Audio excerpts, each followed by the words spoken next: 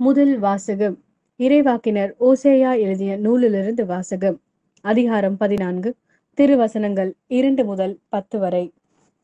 இம்மொழிகளை ஏந்தி ஆண்டவரிடம் திரும்பி வந்து இவ்வாறு சொல்லுங்கள்.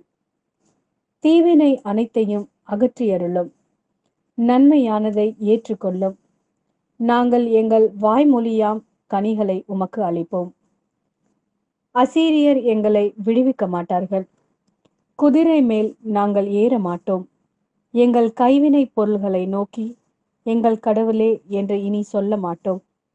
திக்கற்றவன் உம்மிடத்தில் பரிவை பெறுகின்றான் என சொல்லுங்கள். அவர்களுடைய பற்றுறுதியின்மையை நான் குணமாக்குவேன். அவர்கள் மேல் உளமாற அன்பு கூறுவேன். அவர்கள் மேல் இருந்த என் சினம் தணிந்து விட்டது. நான் இஸ்ரேலுக்கு பனி போல் இருப்பேன். அவன் லீலி போல் மலருவான். லெபனோனின் மரம் போல் வேரூன்றி நிற்பான். அவனுடைய கிளைகள் விரிந்து பரவும். அவன் பொலிவு ஒலிவ மரம் போல் இருக்கும். லெபனோனை போல் அவன் நறுமணம் பரப்புவான்.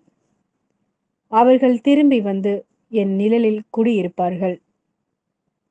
கோதுமை போல் தலை தோங்குவார்கள். திராட்சை கொடி போல் செழிப்படைவார்கள். லெபனோனின் திராட்சை ரசம் போல் அவர்களது புகழ் விளங்கும். இனிமேல் எப்ராஹிமுக்கு சிலைகள் எதற்கு?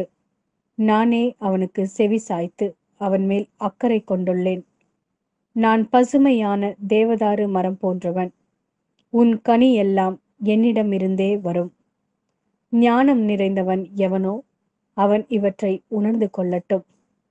பகுத்தறிவு உள்ளவன் எவனோ அவன் இவற்றை அறிந்து கொள்ளட்டும். ஆண்டவரின் நெறிகள் நேர்மையானவை.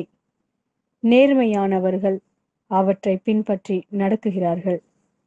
மீறுகிறவர்கள் அவற்றில் இடறி விழுகின்றார்கள். இது ஆண்டவரின் அருள்வாக்கு. இறைவா, உமக்கு நன்றி. மத்தேயு எழுதிய நற்செய்தி அதிகாரம் 10, திருவசனங்கள் 16 முதல் 23 வரை. இதோ, ஓநாய்களிடையே ஆடுகளை அனுப்புவதைப் போல நான் உங்களை அனுப்புகிறேன். எனவே பாம்புகளைப் போல முன்மதி உடையவர்களாயும் புறாக்களைப் போல கபடற்றவர்களாகவும் இருங்கள். எச்சரிக்கையாக இருங்கள். ஏனெனில் மனிதர்கள் உங்களை யூத சங்கங்களிடம் ஒப்புவிப்பார்கள். தங்கள் தொழுகை கூடங்களில் உங்களை சாட்டையால் அடிப்பார்கள். என் பொருட்டு ஆளுநர்களிடமும் அரசர்களிடமும் உங்களை இழுத்து செல்வார்கள். இவ்வாறு யூதர்கள் முன்னும் பிற இனத்தவர் முன்னும் சான்று பகர்வீர்கள்.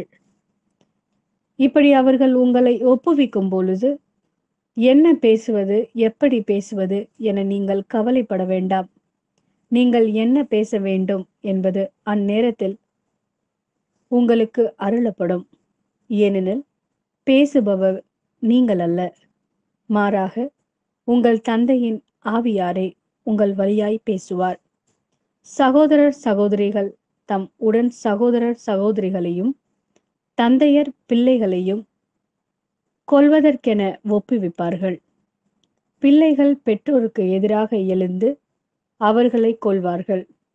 என் பெயரின் பொருட்டு உங்களை எல்லோரும் வெறுப்பார்கள். இறுதி வரை மன உறுதியுடன் இருப்போரே மீட்கப்படுவர். அவர்கள் உங்களை ஒரு நகரில் துன்புறுத்தினால் வேறொரு நகருக்கு ஓடிப்போங்கள். மானிட மகனின் வருகைக்கு முன் நீங்கள் இஸ்ரேலின் எல்லா நகர்களையும் சுற்றி முடித்திருக்க மாட்டீர்கள் என உறுதியாகவே உங்களுக்கு சொல்கிறேன்.